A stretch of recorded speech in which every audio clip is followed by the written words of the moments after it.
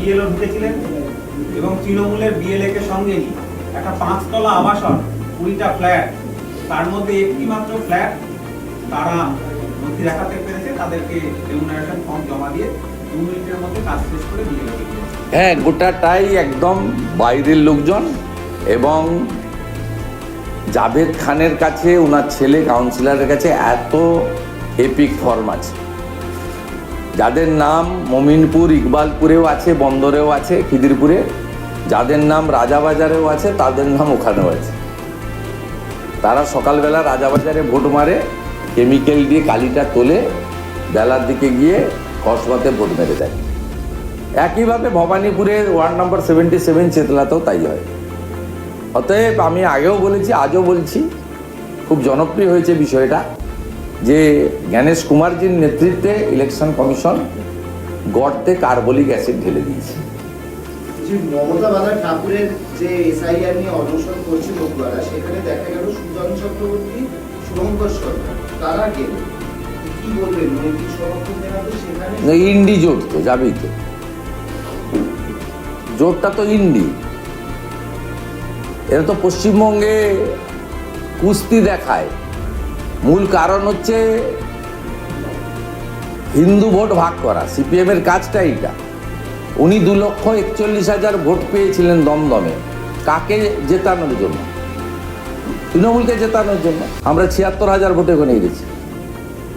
আপনি বুথ ধরে দেখলে কামারহাটির মুসলিম এলাকাতেও ভোট পাননি, সব ভোট তৃণমূল পেয়েছে। 100-র মধ্যে 91-92% মুসলিম ভোট পেয়েছে।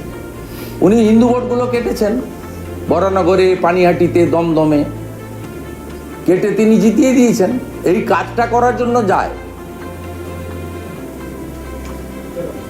অতএব সুজনবাবু, শুভঙ্কর বাবুকে কোনো মুসলিমদের আন্দোলনে যেতে দেখেন না কেন? নৌসাদ সিদ্দিকী যখন ডরিনা ক্রসিংয়ে আন্দোলন করছিল ওয়াকফ অ্যামেন্ডমেন্ট বিল নিয়ে, কোনোদিন মঞ্চে যাননি কেন? মতুয়ারা হিন্দু, তাদের ওখানে গিয়ে কেন্দ্রীয় সরকার বিজেপি বিরোধী কথা বলতে হবে, শান্তনু ঠাকুরের বিরুদ্ধে বলতে হবে, বলে যদি কিছু হিন্দু ভোট কেটে দিয়ে চোরেদের এখানে রাখা যায়। এই কারণেই অভয়ার আন্দোলন শেষ করেছে সিপিএম। আর কংগ্রেস তো ঘোষিত মমতা ব্যানার্জির বন্ধু।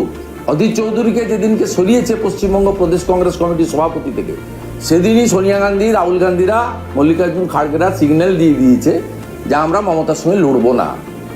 মমতার ব্যানার্জির সঙ্গে লড়লে প্রিয়রঞ্জন দাসমুন্সী, সোমেন মিত্র, গনি খান চৌধুরী, প্রণব মুখার্জির পরে সবচেয়ে শক্তিশালী নেতা হিসেবে যিনি আত্মপ্রকাশ করেছিলেন কংগ্রেসের, তার নাম অধীর চৌধুরী।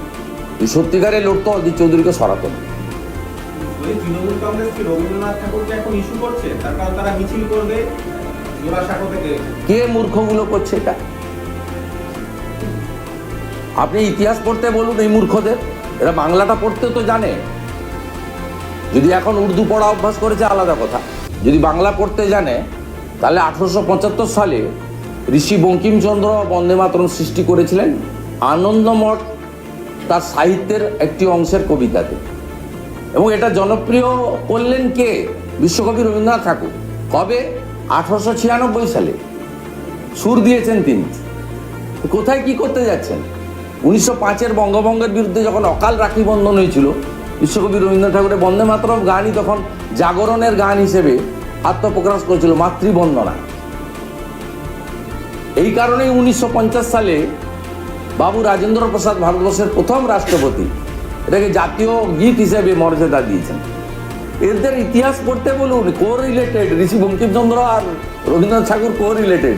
1875-এর কবিতাকে সুরে তিনি বদল করেন 1896-তে। মূর্খগুলো লাল চুল, কানে দুল, হাতে দুটো করে আইফোন, 2.5 লাখ টাকা করে দাম, পায়ে একটা লোটোর জুতো 26,000। কালকে দেখলেন না জন্মদিন পালন হচ্ছে?